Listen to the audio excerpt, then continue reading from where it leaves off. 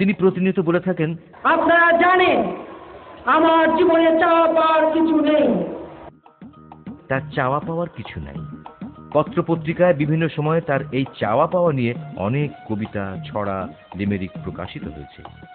তার একটি হলো, আমার চাওয়া পাওয়ার কিছু নেই, শুধু গণভবন চাই, এসএসএফ চাই, সরকারি বাড়ি গাড়ি, লোক লস্কর চাই, জনগণের কাছ থেকে জোর করে ভালোবাসা চাই, সারা জীবন প্রধানমন্ত্রিত্ব চাই, তা না হলে বোমা মেরে উড়িয়ে দিতে চাই।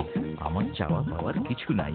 আমি হেজাব পড়তে চাই, পরপুরুষের সঙ্গে করমর্দন করতে চাই, দাদাদের দেওয়া তিলক পরে মুখ্যমন্ত্রী হতে চাই, আমি চাপাবাজি গলাবাজি করতে চাই, একটা লাশের বদলে 10টা লাশ চাই, বাবার সামনে মেয়েকে, ভাইয়ের সামনে বোনকে ধর্ষিত হতে দেখতে চাই।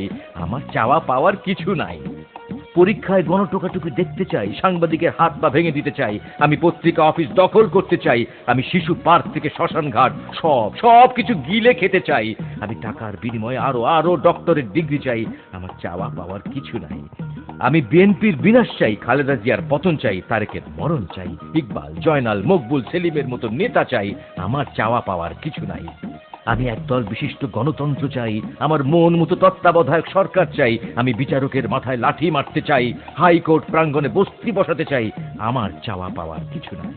আমি বাবার স্বপ্ন বাস্তবায়ন করতে চাই, এদেশকে অন্যের হাতে তুলে দিতে চাই, আমি হিন্দু সম্প্রদায়ের সবগুলো ভোট চাই, দাড়ি টুপি মানুষের ধ্বংস চাই, বাংলাদেশ বিরোধী কথা বলতে চাই। আমার চাওয়া পাওয়ার কিছু নাই। আমি বাংলাদেশের মানুষের শুধুই অশান্তি চাই। আমার চাওয়া পাওয়ার কিছু নাই। একজন